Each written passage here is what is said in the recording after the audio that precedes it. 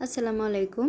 বাড়ি থাকা উপকরণে রোস্ট রান্নার রেসিপি। প্রথমে আমি একটু পেঁয়াজ বাটা, আদা বাটা, রসুন বাটা, গরম মশলা দিয়ে তার উপর ঝালের গুঁড়া, রোস্টের মশলা ভালোভাবে দিয়ে সেটাকে ভালোভাবে কষিয়ে নিচ্ছিলাম একটু লবণ দিয়ে।